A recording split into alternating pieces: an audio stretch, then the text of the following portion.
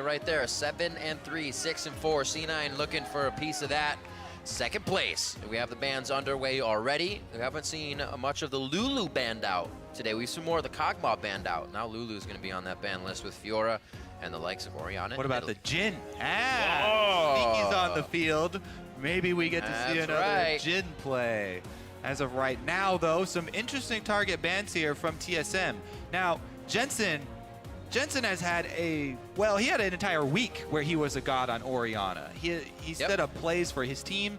The stats don't even fully describe how good his Oriana and how good some of his games have been this season, because he's done so much dodging of skill shots, and avoiding pressure, as well as setting up plays for the team. That is definitely one of the champions that he has used effectively so far in his strong start to this season. Kog'Maw, though, left up and first pick straight away by TSM. So immediately, the pick ban becomes very clear for both teams. TSM focused very hard on protecting that champion. Cloud9 focused very hard on killing that champion.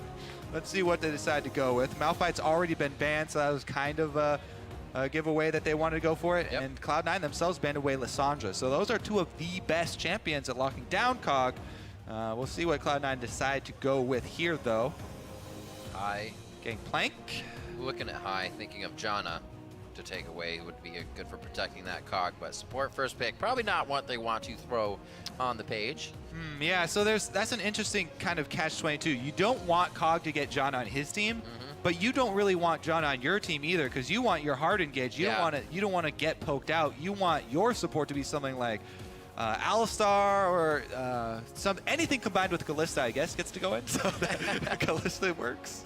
Well, it's GP Kalista right now coming in for Cloud9. That could very well be balls, and most likely going to the top lane for GP. The other thing that I look at very quickly whenever Kog'Maw's in the game is Braum, because Kog'Maw works so well with him. Also, he's good against Kog, so that might be a contested pick. With both Braum and Alistar being up, though, I think they may be content to just pick whichever one is left up here for Cloud9, so that's why they focus on Kalista first, need that ultimate. And with Braum being the one taken away, I expect C9 and High to go with the Alistar. Wow, everything synergizes with this team right now. Protecting Kog, slows, and tons of slows. It's going to be very hard to get on top of TSM. And get on top of that Kog'Maw right now. Yep. Having a global ultimate helps, and being able to throw somebody in helps. We'll see what those champions are, though. Kargus is one of the only junglers with a disengage. Very powerful disengage. Poppy is the other. Nah, man, Jarvan. Strongest one. Alt and flash out. All right. Disengage. Let's see here. Yeah, but it's very clear what TSM we're going to build, especially after that first pick. So it's really just what are Cloud9 going to try and use to attack this comp. Rush.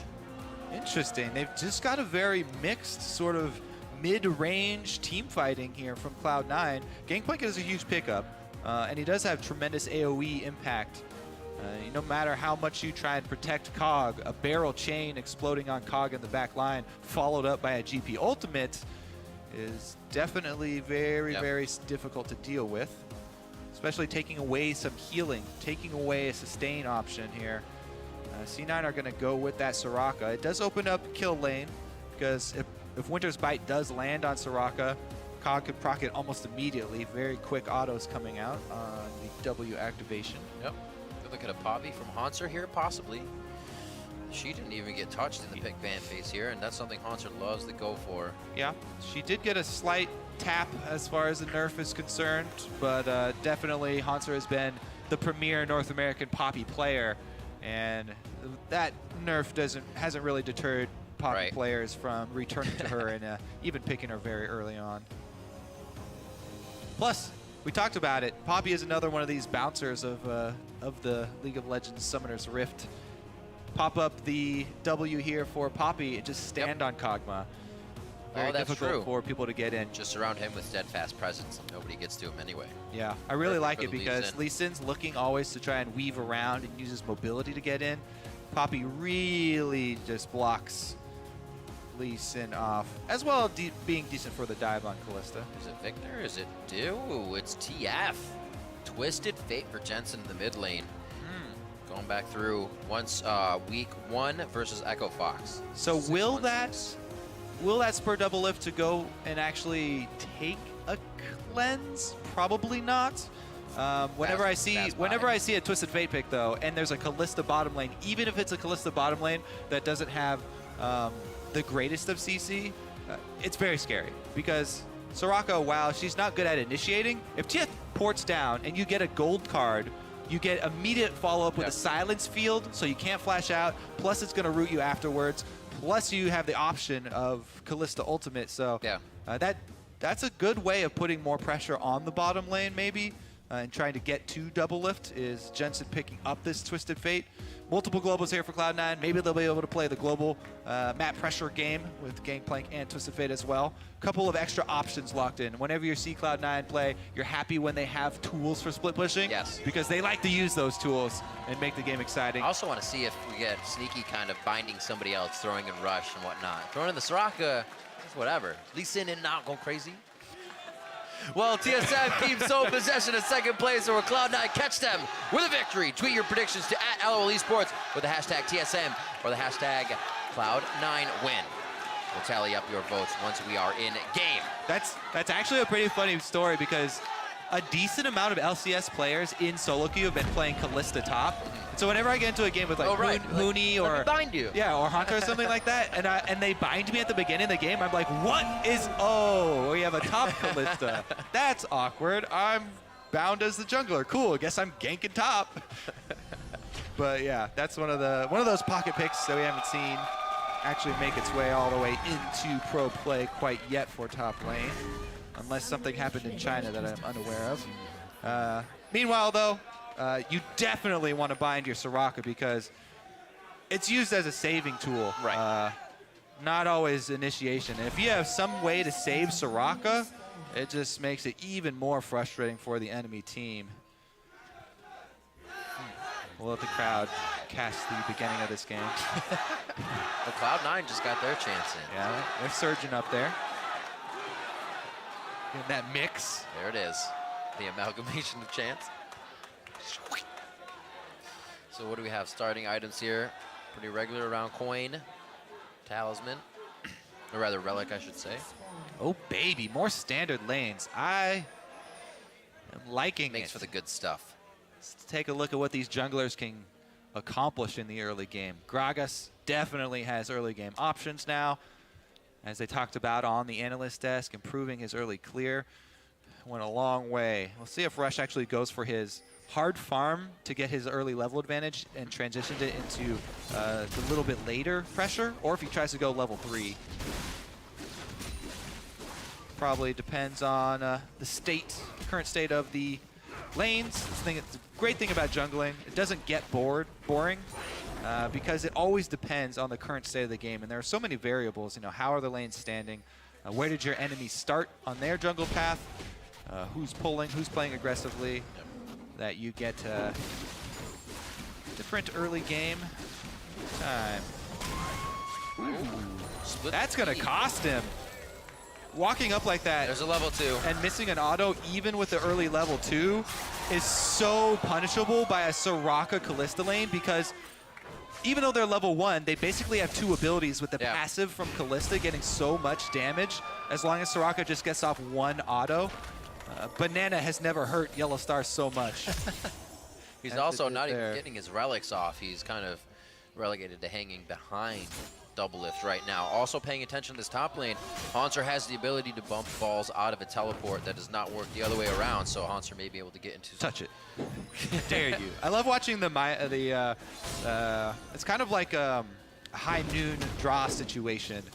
Yeah, going for a duel with the barrels. As the timer ticks down, who's going to explode the barrel? Poppy actually, even though she's melee, can hit it from range. Yep. Doesn't have to get into the danger zone to try and go for it. Oh, let's see if they turn this around. There's the slows we were talking about. They just connect. That Winter's Bite a little late. If it was already on, Sneaky would have been stunned much earlier. So TSM still not giving up any pressure in this lane, even though they had lost in HP. Still, they want it. Is he going to get it? May have missed that siege. Haunter pushed up to his turret completely here. 20-9 in CS. We'll see how much he actually picks up on that on the inventory screen. And he now sees Fence Garen towards the bot side. All right, will they move up here? Because this is kind of hard to gank unless you get a winner's bite onto high. There's the flash forward. Svenskeren uses the body slam. He also gets his flash in. They're onto high, and high goes down. That kills for double lift. Great job of targeting the Soraka in lane early. That means love to the mid lane, Kobe. You know your junglers are going aggressive. Why not put some pressure on mid, and we see Bjergsen come out ahead there. He immediately goes for the harass. Even though Rush wasn't the one who showed. So actually... It was either way, right? Yeah, it was pretty funny. You knew you weren't going to have it. Yeah, yeah. He actually has the wave in a pretty good spot here, too. So Bjergsen doing very well in this matchup because not only does he have the wave in a pretty good spot and the CS lead for himself, but he's got the potion advantage as well on Jensen. So Bjergsen has been doing a lot of work early on just in this straight-up matchup, and they've even called in Rush just to clear this wave because Jensen is out of potions, and he cannot afford to get ganked by Gragas right now without blowing a summoner spell. They're just clearing this wave so that Jensen can return to base. That was not an attempted gank. That was not a misplay or anything. That was purely buying their mid laner a recall opening, which is important. And, hello, Wall. Oh! Hello, pain and damage as well. Balls didn't like that very much. Sets himself up for somewhat of a recall / take here on the minion wave, but he'll be waiting. Yeah. Should be able to TP back and clean these up. Should be able to have enough for his Sheen, too. I think as soon as this drops, we'll see if he started with the Mana Crystal. Early Sheen buy is what Gangplank wants to back on anyway, so that was actually fairly fortunate for Balls. He gets pretty much the perfect back buy right there with the early teleport.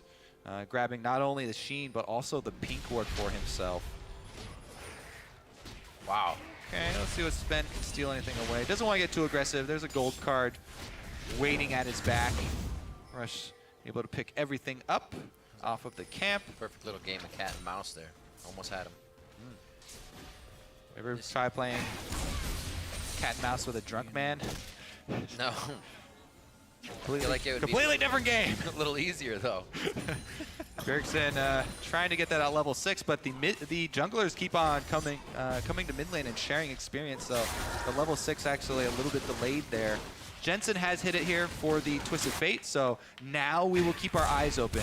This is the point in the game where you really got to keep track of Twisted Fate's movements. When he shoves the lane up like this and backs off, you really got to keep track of him. Warn your side lanes because bottom lane probably will be the target, but top lane is also an option. That's why we see double pink wards on mid lane here for Cloud9. They want to free up Jensen to sneak into the fog of war and put pressure on both side lanes simultaneously, just with removing his presence from the mini-map of TSM. That might be bottom. Rush is inclined to hover on that spot right now. They know there's a ward over the wall, so that may slow things down. He goes back to his jungle. Level 6 is being hit all around. Bot lane is still waiting for that to happen, and then maybe we will see the aggression come from them. Gold is completely even with the first kill we saw. Going over to double lift. Yeah, Rush actually going to head up here mid lane. I was wondering which jungler would go for the clear on these pink wards first. Yeah. Svenskeren waited around. I think he was actually just waiting for Rush to go for the pink ward clear first and try and turn a kill on him. But the timing doesn't work out for Svenskeren and TSM. They don't get that counter gank on the pink ward. And Rush goes in after Svenskeren's already vacated the area to clear. So good job hiding in the minions so that Jensen don't have to deal with the extra damage of that mark being procced by the chain or the chain itself landing. You can see once he gets his minions cleared up as well, pretty even with Bjergsen there. He was waiting on quite a wave, so he was falling behind a few, but Rush also came to clear that early one. Yeah. You can definitely feel the pressure advantage, though.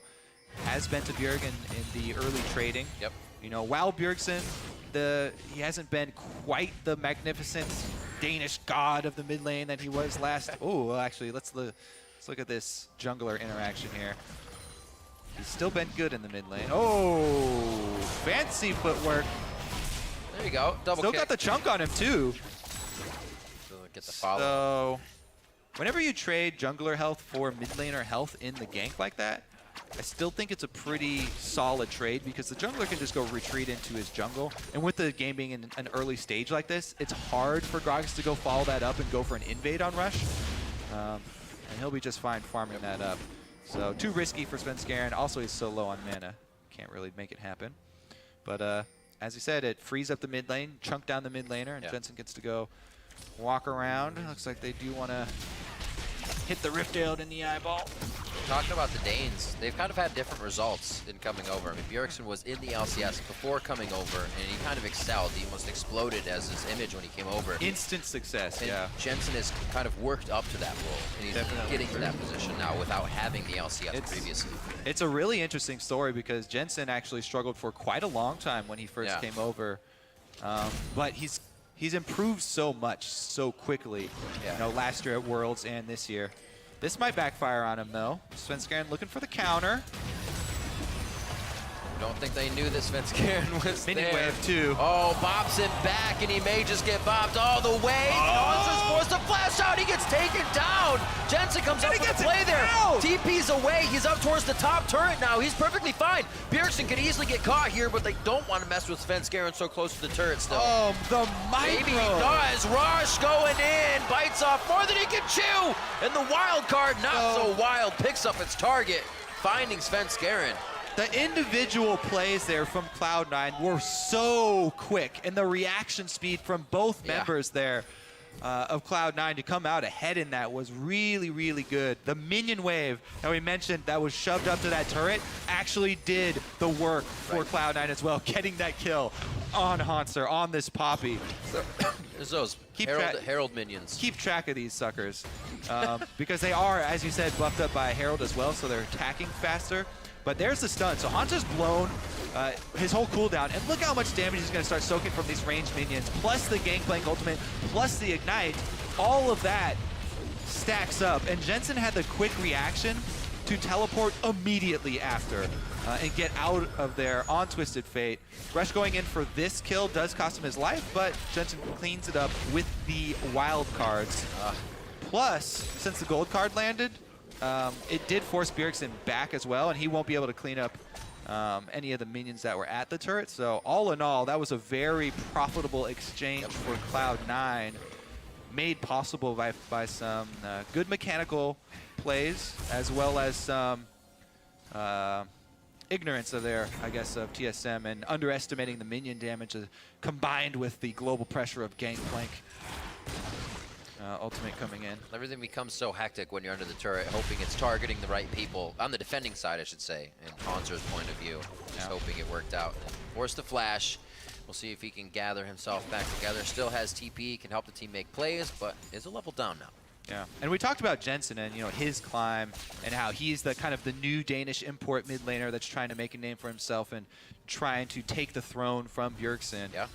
But in the top lane also, talking about new players having success, Hanser has been probably the best performing player this split for TSM, holistically. Even in the games that they were losing, he had really good plays. So Cloud9 having success on the top side of the map is really big for them. I know that Balls has played the most Gangplank in solo queue. One of his main champions that he's put so much time in, practicing a lot because Gangplank has been so good for so long that Cloud9 were definitely really happy to get that champion, and Balls has done really well in that matchup. And, denying that giant minion wave with the early move top has definitely helped snowball the lane in favor of Balls. The way the game has been going as well favors him a bit more. You used to see him kind of being way far down in CS, not being able to help the team and kind of be a pain point from the top lane, but more so able to stay steady and even bring a bit of that advantage now. Yeah, and that advantage created by him pressing Hanser into his turret constantly, and it was a good job by Cloud9 realizing that they had this pressure up top to go work with and turn that into a very real gold advantage for the team. Meanwhile, down bottom, checking on this Soraka lane. Farming and healing. They are losing in CS, though. So double lift in Yellow Star, while they have been able to keep up the pressure.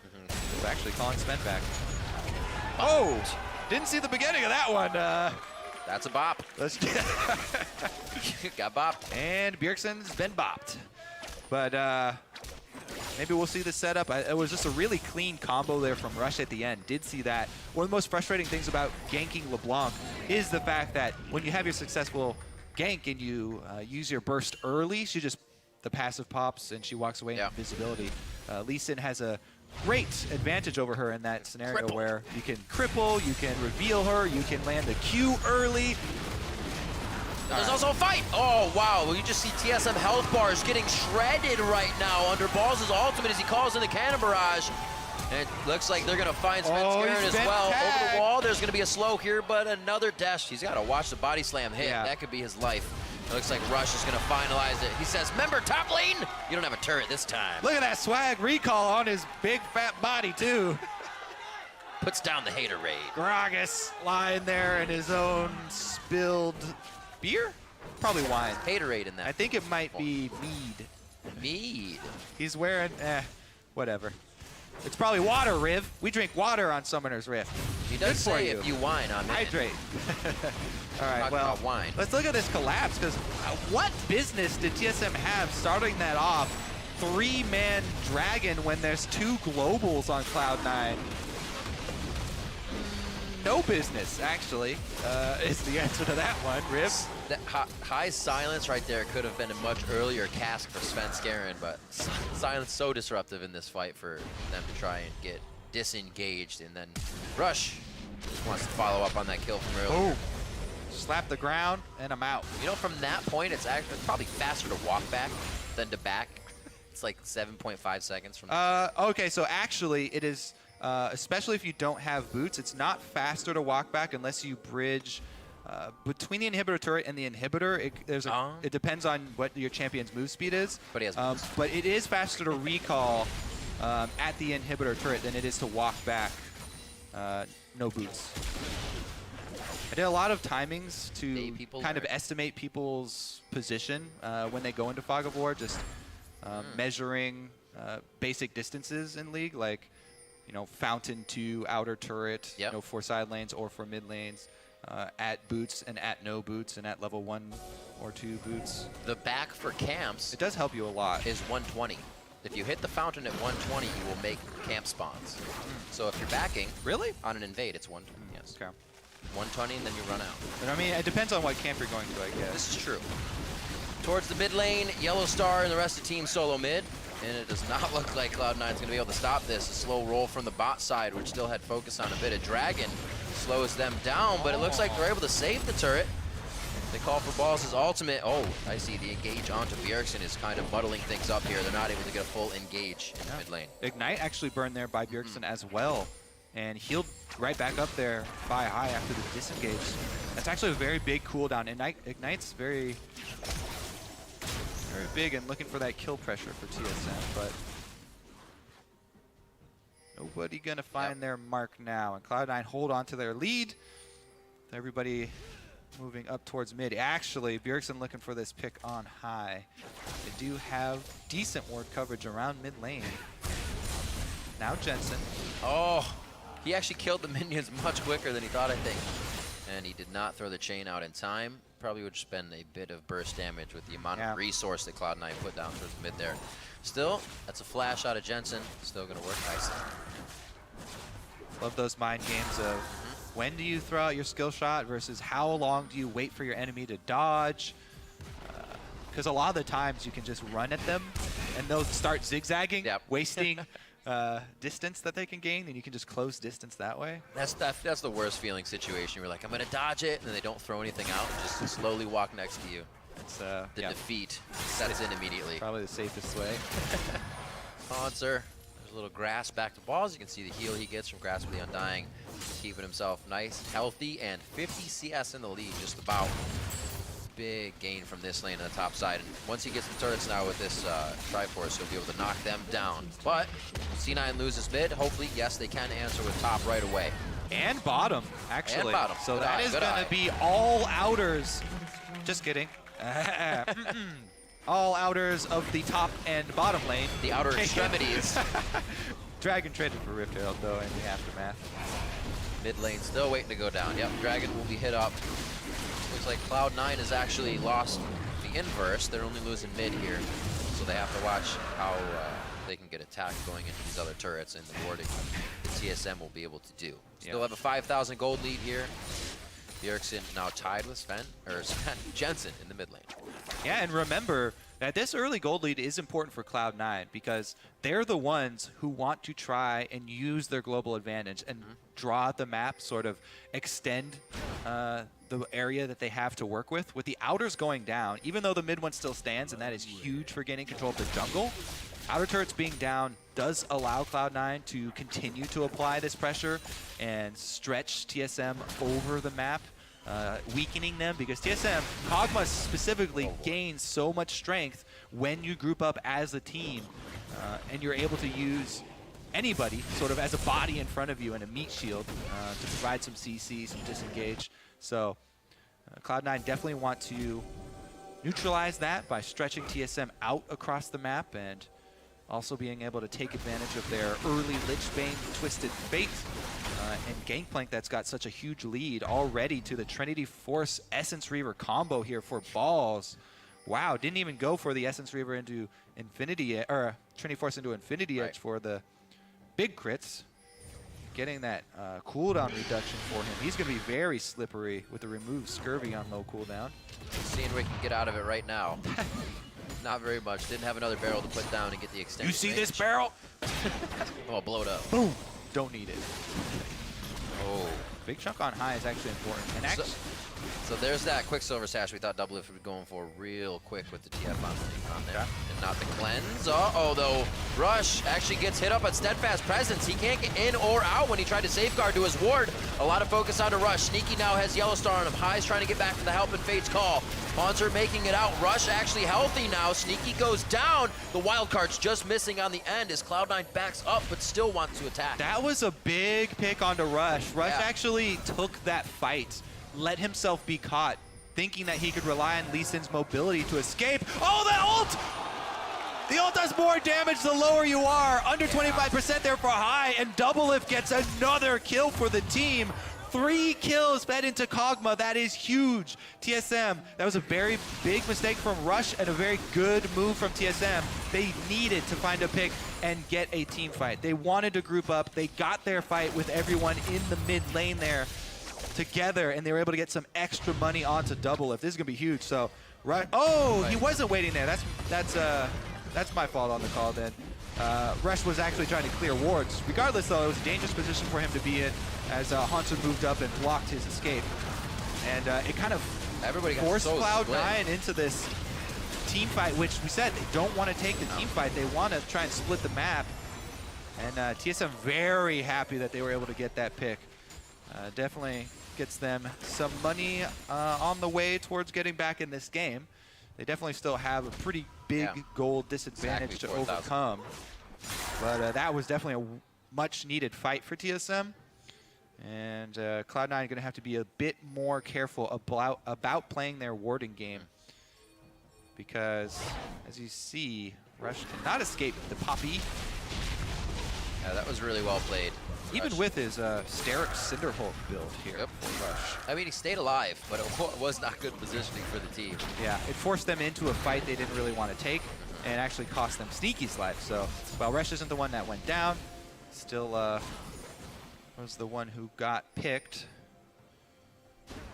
What happens for here from Cloud9? Triforce Lichbane. That means once they get to these turrets, they will fall quite fast. I don't know if Balls is ever going to be with the team to make that happen too, though.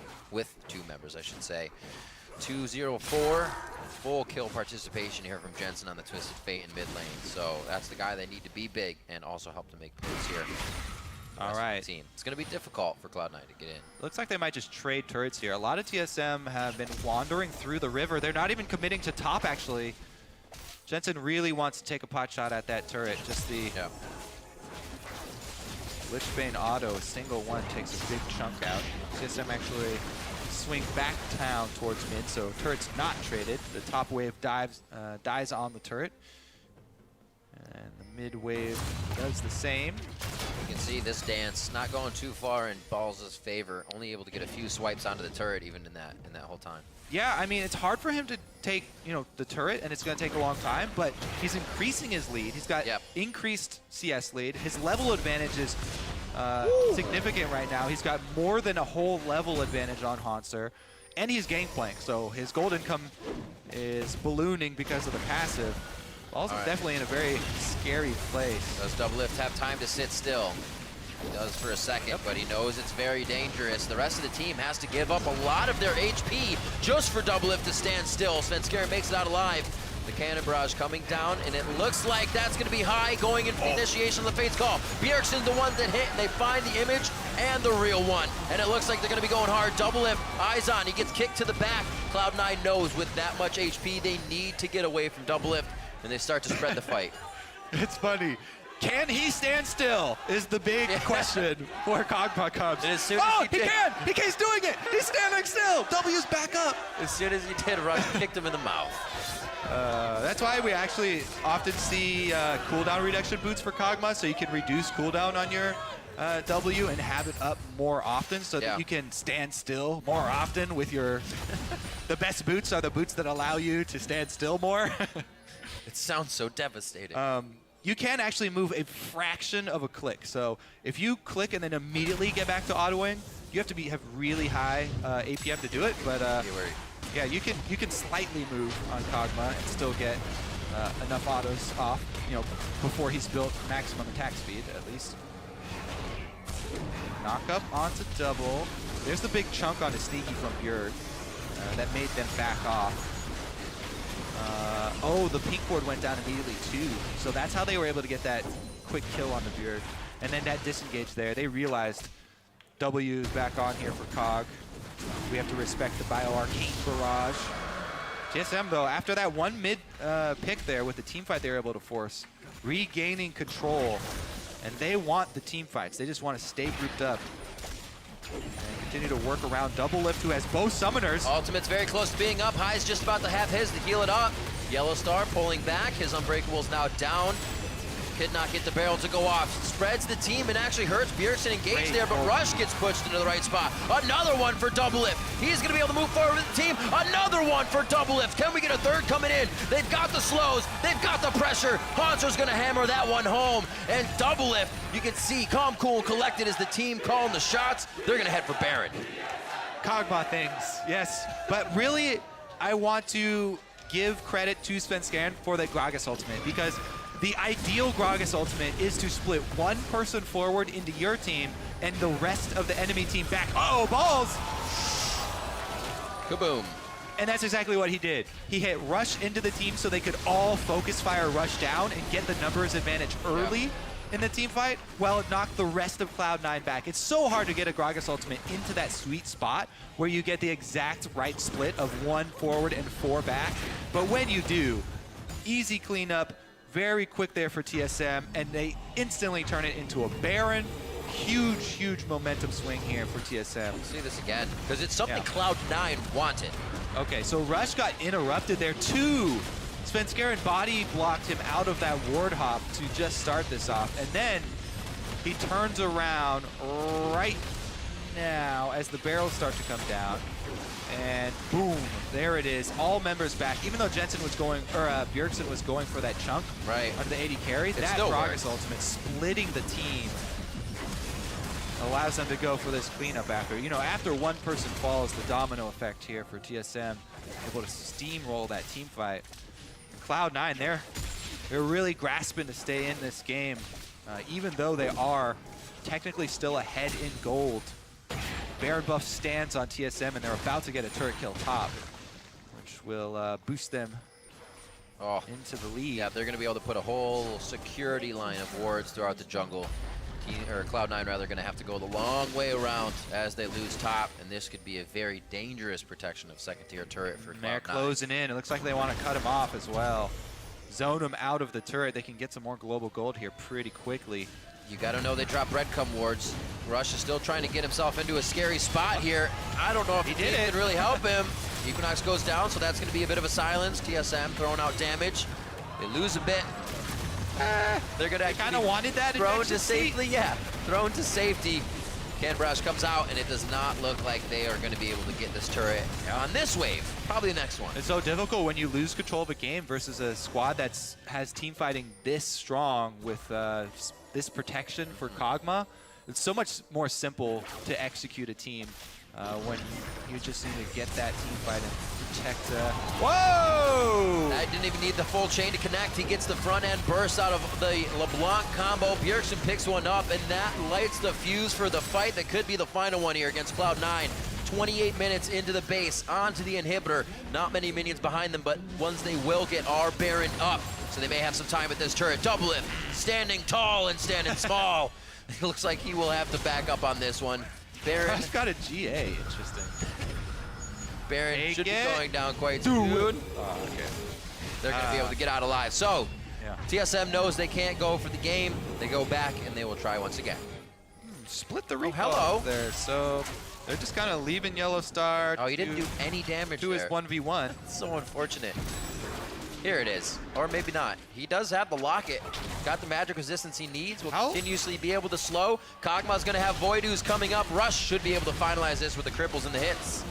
And everything that they wanted. But how much did they just waste to get that kill? They wasted a kill for their jungler and a Guardian Angel. The Guardian Angel is garbage now. Yep. And you don't have the chance to sell it and buy something else as the jungler. Like it's all about the revive. That's why it's a kind of risky buy, because you want to be able to use it to go deep into a team fight, go to the back line, and win a team fight off of an extra life. But they just took away that opportunity, and now it's just an inefficient defensive item. So it looks cool. You got wings. Not worth it there. The chase, why I was going to say, you know, how long are they going to chase this is because they don't have any wards on TSM's side, and it takes a long time to take down a Braum, even though you know that you will be able to do it eventually. How long it takes you is a real consideration that you have to take. It's like fighting a Tom Kench. You're like, we could do it, but it's going to take a long time. He'll just shield and heal and walk away.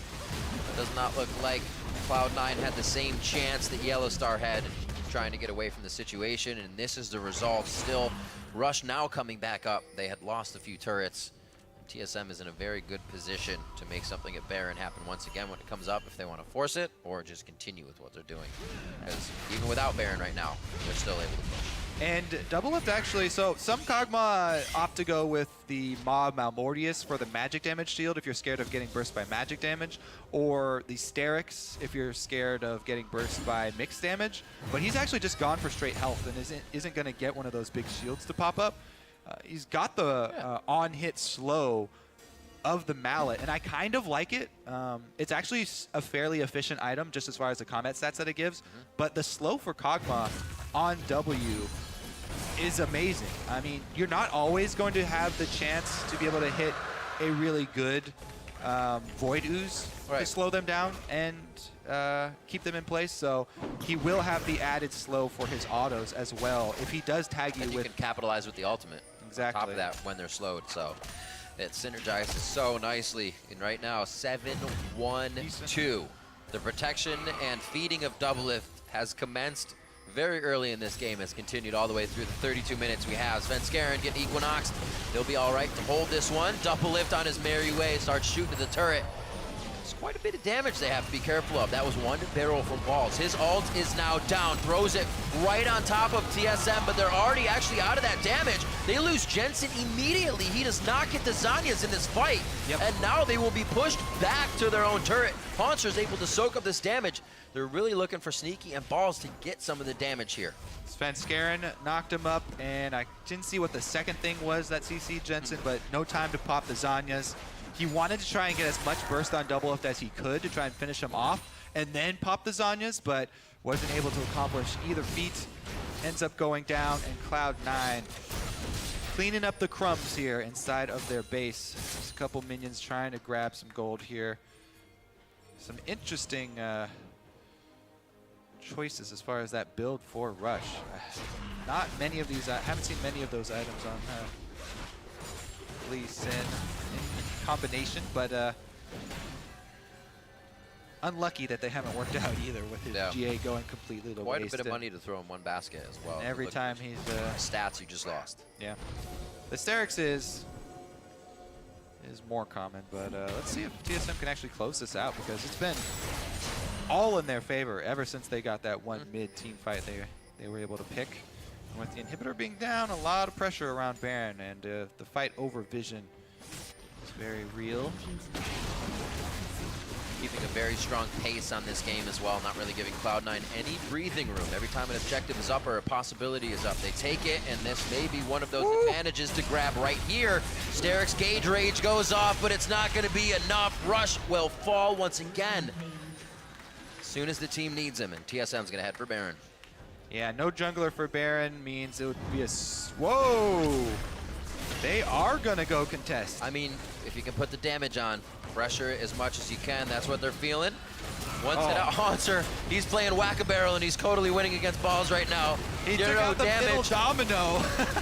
Oh, the Unbreakable stopped the next barrel. He was looking for that to do all of the damage. Just a one barrel going off is not going to be enough to stop TSM right now. Jensen gets the cleanse, they get the locket, they have all of the utilities they have used already, and this is it. Cloud9 has to fight with the abilities. TSM crushing down right now. Level 18s across the board, and Cloud9 cannot stand to turn around and fight against TSM. They killed the jungler though, and they stopped the Baron. So they made the call to go contest this, not give up the Baron. It does cost them a Nexus turret.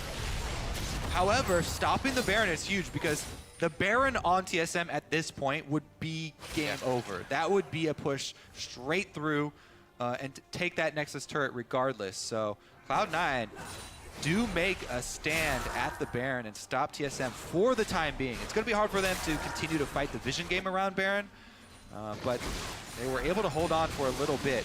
And what they're really looking for is holding on until they get a great barrel chain from Balls. If Balls can get a great barrel chain to blow up the back line, then that can be the turning point. This is an end game GP, already 4 items. Haunter did a good job though, you know, pulling out that middle domino, stopping the chain with his auto, and then also, as you said, TSM were able to avoid the second one as well. Yeah. But now the fight is all about working around the cooldowns of your Farsight trinkets for Cloud9. They have 2, oh, now they only have 1, just used one of them. And Balls's will come off cooldown pretty soon, but it's not by Baron Pit. All right, here we go. Playing with that top member, the minion wave flowing in. They're going to put pressure on the mid lane, calling Balls now from the bottom. Yeah. That's going to be sneaky towards the top side, and they may try to cut him off as he gets back. Definitely should be damage on the turret. Just how much will they be able to get? Yeah, double lift going to melt it. The pushback, a final go for broke, possibly Kobe. Sterix Rage onto Rush. He's able to stay alive for quite some time. There's the ultimate wish from high, and Cloud9 holds steady on the stairs of their base. That's a kill onto Bjergsen. They have the Soraka. The zero out potential there. Lowered quite a bit. Whew. Cloud9 holding on. There's so much in front of them, they forget what's behind. Their base is falling behind right now, and TSM is being relentless about the pressure on the turret. 1,200 damage straight down the line. It's something TSM has to think about. There goes the Gragas ultimate, and Rush is in there. Rush, he goes down. GA is up for him. He's going to be a focus as he comes out. Does he have a safeguard to anybody? The team actually moves out to him, and it looks like they hold it. Steadfast presence stops any engage from coming in, and it's stopped for now. Oh, they had to back up. Double lift is so low on mana. You have to be really careful. One of the things about playing Kog'Maw correctly, your ultimate, your artillery is something you really have to watch in team fights, because it's so easy to try and continue to spam it, but the mana cost stacks up, 50 extra each cast. And if you continue to do that and you run yourself out of mana to the point where you don't have mana for W, then you've made a grave mistake, because you have to work around your Bower Arcane Barrage rather than working around your Living Artillery. Just kind of save your Living Artillery shots for execution, I think, is the best play, because you never know how long a team fight is going to go. And if you spew off too many of those artillery shots, running yourself is pretty much the biggest problem, aside from getting dove by 5 people. So easy to look at your kills and forget about the mana bar when you're firing off all those skills. Rush is going in again. Double lift, gets to stand still, mostly getting minions under his belt on this one. but they get away from the Cannon Barrage ultimate. Monster on the other side of the wall. I thought Rush was going to take that. Very much like something he would take in the past, maybe just a few minutes ago. 38-20 on the clock, 15-11, much more of a bloody game. Face-to-face these teams have been the entire time, rather than these games where somebody takes a win with very low kills. More help and utility from high, the Mikhail's Crucible and some other items being finished up here so they can last in these fights. The second double lift gets to stand still, C9 disappears. Yeah. Cloud9 do have a very scrappy end game, though. They never really roll over. They're always looking to throw punches, even if they have to take 2 punches to throw it. The super haymaker. Dragging over to Team Solo mid. These games have had not much control over Dragon. Not control, but focus on it. Yeah. TSM figure we don't have much, but lanes to push and Dragon to grab, so we'll do that to buy time and get ourselves into position. Because all you really need at this stage is one team fight with victory. 40 minutes in, the death timers are extremely long. It's all about, oh! That hurts. That's Sneaky going down half. He does get the heals actually from high, so they're gonna stay. That will not give TSM as much damage as they wanted right away, but this should fall very shortly. Rush is looking for a way to get to the back line, knowing Svenskeren can displace him immediately. He's so hesitant to get a Sonic Wave and a follow-up onto double lift. They're gonna lose the inhibitor here without even pressuring back, and that may be it. It's on to Yellowstar. Damage is absolutely huge from Balls and the rest of the team. They are shredding Team Solo mid right now. Jensen goes to the back just so he can make sure he has priority targets. That's gonna be a Zanyas for Jensen. The kill going over onto Bjergsen, and now they're gonna finalize a few more. Haunter taking his last breath as Cloud9 finally defends the base. Taking punches over and over and over, and then they finally hit the breaking point. Cloud9 pulled the trigger just before mid inhibitor goes down.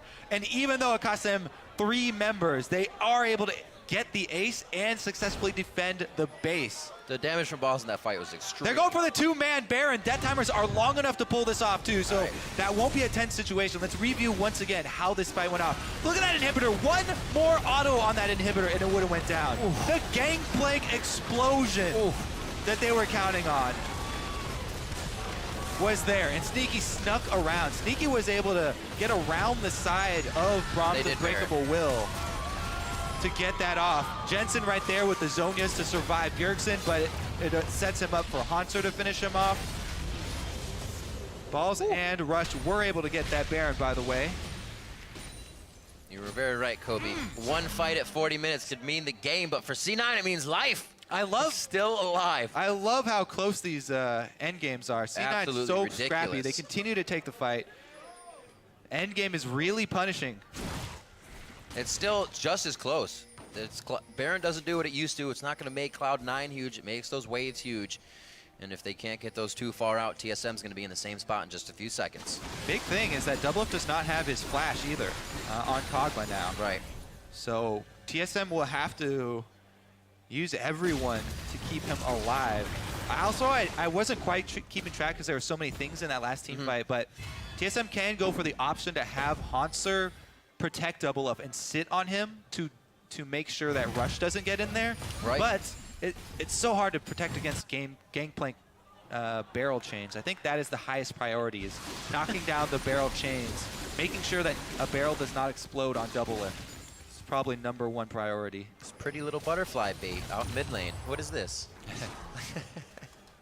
They want that. You're so true, though. I want to see the Fates call get knocked open. by the Steadfast Presence. Trying to get a lot. Oh, Rush. He's got the Guardian Angel. This gives the team time to think. That's actually a lot used on Rush right now, but C9 is not getting the start of the fight that they wanted.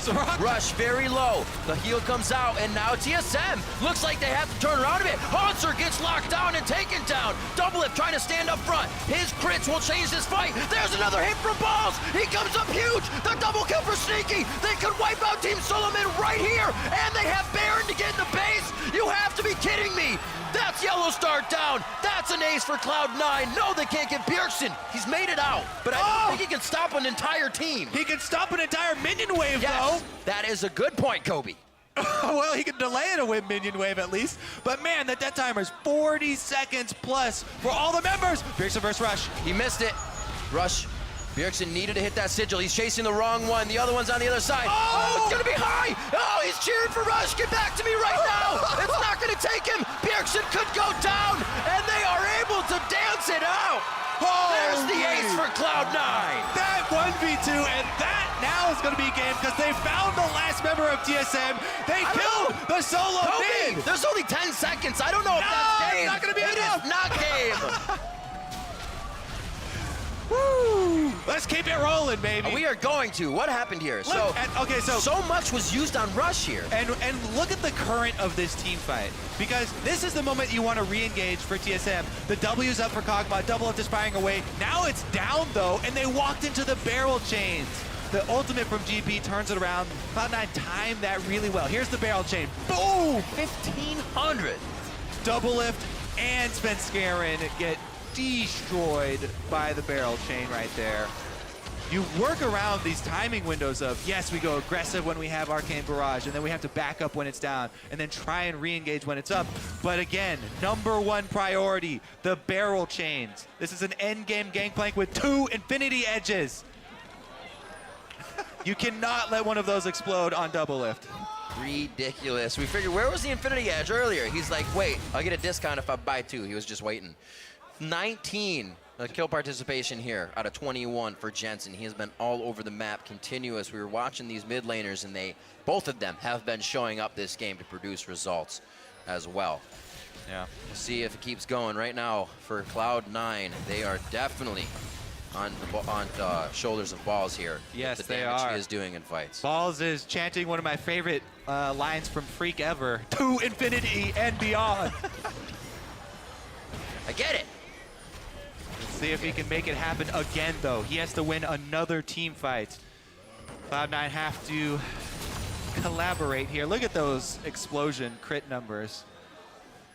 That in itself intimidating. Yeah. And Rush with the GA. The GA has paid off.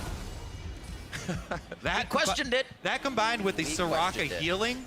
I mean, how much of it is Soraka healing and how much of it is also knowing that you have a GA? So even if you burn him down without burning Soraka, you know he has an extra life to get back up. And yeah.